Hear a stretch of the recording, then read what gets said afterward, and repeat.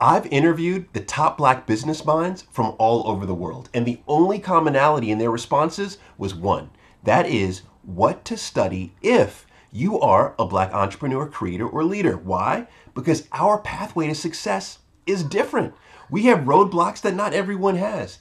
Now, they suggest that we study the stories of everyone, but we pay particular attention to the strategies of other black entrepreneurs, creators, and leaders. It's for this reason I've created this.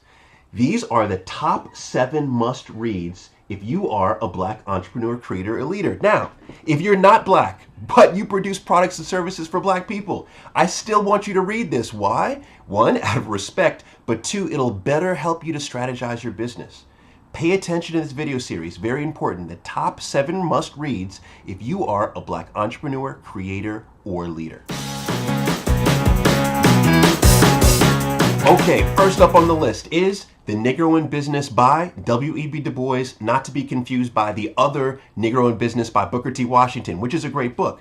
But the reason why I love this book so much is it is the most thorough, accurate accounting of black people in business in the United States after slavery. It breaks down the types of businesses that we owned, the assets that we had, the cities they were located in, and much more. But the reason why this is so powerful is that it clearly demonstrates the answer to the problem we had in 1899. And the problem was social. The problem was educational. The problem was political. And the answer in this book, or should I say report, is the elevation of our businesses. What's the problem today? Educational, political, social. What's the answer today? The elevation of our business. Please buy this. Not just download the copy, but buy a physical version. Read it, put it in your library, treasure it. It's history. Okay, next up on my list is a book about one of the most critical figures in the history of black business. Who am I talking about? None other than Marcus Garvey in the book Negro with a Hat. Now, the author of this is historian Colin Grant. He does a phenomenal job of breaking down how this modest Jamaican boy travels to the United States and creates an audacious business plan to create Black Star Lines among many other entities. Now, what I also love about Garvey's story is that it is a masterclass in personal branding. You'll learn how to brand, how to grow a platform, how to create an audience, and unfortunately for Garvey, but fortunate for those of us who see lessons in tragedy, we understand what not to do from his story. Negro with a Hat, must read. Next up is more of an economic book, but it's a critical book if you were involved in black business. What book am I talking about here? Black Labor, White Wealth, the first book by Dr. Claude Anderson, world-renowned intellectual. Now here's what's going on in this book. Dr. Claude Anderson tracks how slavery, Jim Crow policies were used to steal black labor and use that black labor to create the supernation that we call the United States. But what's most interesting to me about this book is it's also a blueprint on how Africans everywhere can actually empower ourselves through economic means. This is a must-read. Read it immediately. Black Labor, White. This next book is about someone we definitely need a major motion picture about. Let me give you the context. His grandparents enslaved. He was born into poverty. His first job as a coal miner. Nearly a century later, he dies with an empire worth $130 million. He owns real estate firms, communication firms, insurance firms. Who am I talking about?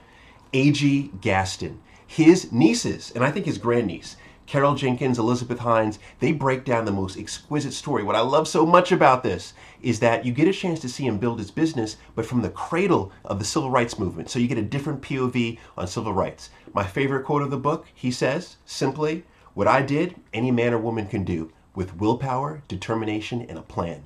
Epic book.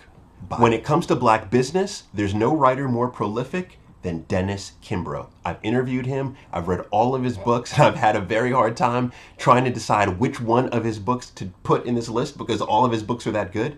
But I've decided to go with this one, The Wealth Choice. Why? Because it is well researched. Over 7 years of research went into this book where he interviews hundreds of black millionaires and he distills down what he considers to be the 7 laws that he got from people like Sheila Johnson, people like Bob Parsons, people like T.D. Jakes. 7 laws that no matter what your disadvantage is, whether it's racial, socioeconomic, geographic, whatever the disadvantage is, that you can apply to win.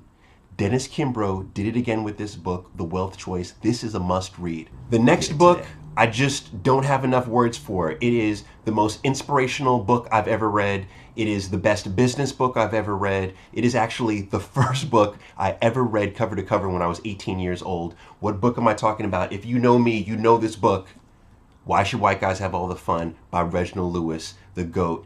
Here's all I have to say here. This book is about someone from very modest means in Baltimore who was able to create the first billion-dollar business. That's right, the first black person to build a billion-dollar company. He lays out the blueprint, and the blueprint is all about discipline.